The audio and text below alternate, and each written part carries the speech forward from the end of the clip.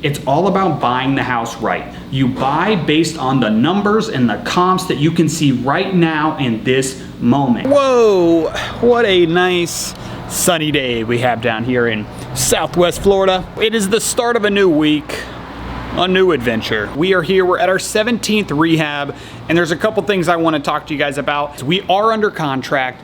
We're taking care of a repair, but I came up here to check on that repair, but I also want to talk to you guys about something that finally happened. We finally closed the property down in South Venice on Shade. I want to talk to you guys about that. Let's get into this house. I got to check on a few things, and I'll be back in a second here to talk to you guys about the numbers and the process of that property.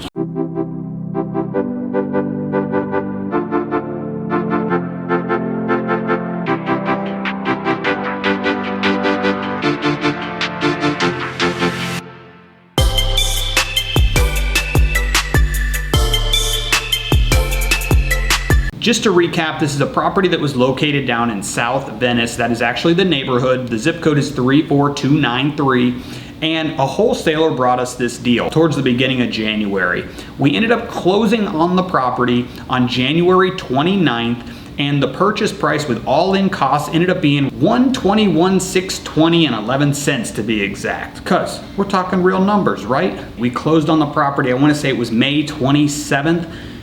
It was a Thursday last week, so it is officially over. And that's what we always shoot for, is being able to do your rehab within a month or two at most, and then get it listed, price it right, and quickly sell it and have it sold within that 30 to 45 day period, because most people are going to be putting a loan on a property, and a lot of times those loans, the lenders, it's going to take them about 30 days. If we talk about the buyer we just had on this property, it was amazing how fast they were ready to close on it. They actually beat us. Like, we had to take care of some repairs at the end, and we couldn't meet the closing date they wanted because of some things we had to deal with, such as that window issue where we had to get the permit done. So let's continue talking about numbers here. So we ended up with a bid on this project of just the interior renovation, a little bit of the exterior stuff. We're not talking about the major components of the house, right around $25,000. The bid was a little bit less than that, but I always do give that little bump in that number depending on the type of rehab to make sure we're covering any kind of excess or unknown repairs that might pop up, which we did have a couple. And we did have to replace the air conditioner unit in this house as well, and that came in right around $4,500.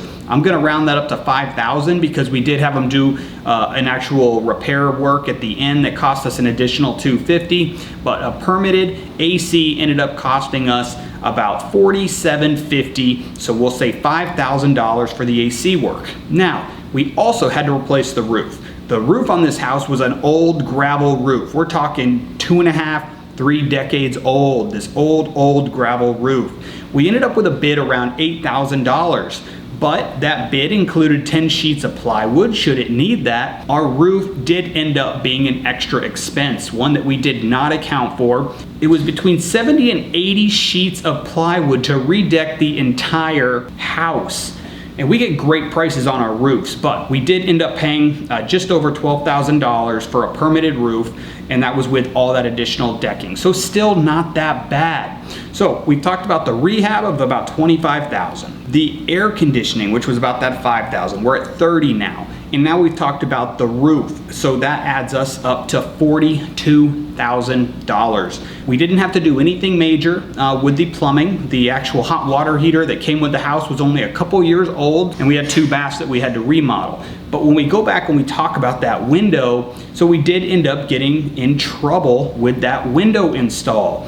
A neighbor called us in. The county came out and said, you need to be getting a permit pulled when you're installing a window like that. And it was just a single window in that room. But that single window in that room ended up costing us an additional $2,000 because of the process of getting the permit put in place and the number of inspections that it took and making sure we had the right type of window. And that is the one thing that actually kept our closing from closing about a week earlier, was the fact that we had that open permit going on. So what that ended up doing was, as I just told you, we were at about $43,000 for the rehab. Add on that additional $2,000, now we're at $45,000 to make sure we got that done. Add on top of that the staging that we get done, so that puts us up to about $47,000 when we take into account the staging. Some of the other costs that we ended up having on this property, there was only a few others. We had our basic utilities for those 3 months of holding time, which added up to about $150 each month. We did pay for the appliances out of pocket. That was not part of the rehab, although we did get the kitchen done. The appliances are something we always pay for direct to Best Buy ourselves through our contact there. We ended up spending around $2,900 for a Whirlpool full appliance package. So that was for all 4 pieces: your refrigerator, your range, your dishwasher, and your over the range microwave. Now, going back to talking about the rest of the expenses, that was really it. We did have a small little repair list that we had to knock out at the very end, and that cost us about an additional $1,500 just to get these repairs taken care of. And then we also had the selling costs on the property, which we can't talk about those until you know what the actual sales price was. And this is the exciting news. All right, so when we listed this property, we listed it for $269,777. We ended up getting multiple offers in the first 36 hours. And this is one of the first properties that I've ever experienced so many escalation clauses with. We ended up using one of those escalation clauses. We did end up getting $286,000 for this property. It couldn't have gone better. We essentially, when you take off the closing costs for paying the agent and some of the other miscellaneous fees on your closing, got us right back to what our initial list price was. When we bought this property for that $120,000, knowing we were gonna have about a $35,000, $40,000 repair estimate is what we had in mind, we bought this house originally thinking it was gonna be worth about $225,000, $230,000 at the time of buying it.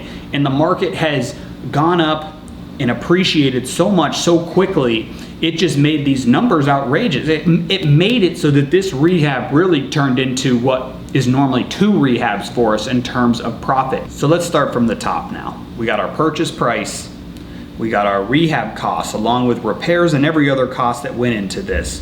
We have our sales price, and then we have the costs associated with the sale. And what does that give us? Our profit.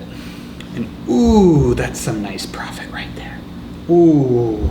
So this was a success. This was a great rehab. They're not all like this. The market that we're in right now does allow people that are first-time rehabbers, experienced rehabbers, to make some good money whether you're making mistakes or not. This rehab probably went over budget by about $5,000 in total. When we're accounting for these estimates and these repairs, we always like to do almost like a little tiered method. So if this is going to be one of like a basic remodel, something where we know it's not too extravagant, we usually will factor in a 10% overage. So if we assume that it's going to be a $20,000 rehab, we're going to throw in an additional $2,000 that we think that this rehab could end up costing. If it's a little bit more of a bigger rehab, we like to bump that up to 15%. And when you start getting into large rehabs where it's every single thing on the house, it's smart to add maybe a 20% buffer, overage, whatever you want to call it, but just to be safe. And when you don't spend that, that's great. And when you do, you can say, okay, well, I bought the house the right way to account for those errors, those mistakes, and still walk away with some profit. Yes, there's a inventory shortage, so there is lots of demand, which helps you get over that list price, but that's not guaranteed. And just with how quickly those numbers went up, they can go down. And this is gonna be the last thing I leave you guys with. It's all about buying the house right. You buy based on the numbers and the comps that you can see right now in this moment. You're not buying on appreciation. And if you do, you're taking a lot of risk. And with big risk can come big reward, but there can also be big consequences if you buy it wrong. So just make sure when you run your numbers and you're looking at that potential profit, you're taking everything into consideration, especially if you're a new rehabber and you're not aware of the pitfalls and the unexpecteds that can pop up when you're rehabbing a house. But this house, it was a win, it was a success. But what we're doing right now is hunting for our next deal. I got a big project coming up here in Lakeland. Fingers crossed everything goes smooth with the closing, because it's not over till it's over. We got 2 weeks to go until we close on that property. It's gonna be an out-of-town rehab, and I think there's gonna be a lot of lessons to learn for you and for me along the way, and I'm excited to bring you guys that. I hope you got some good information on the figures I came up with and being able to just add everything up and see what your potential rehab profit can look like and how it could be spot on or how it could skyrocket and you make a lot more. I am excited to bring you an update this week. This should be our first video of the week. All my days are starting to blur together.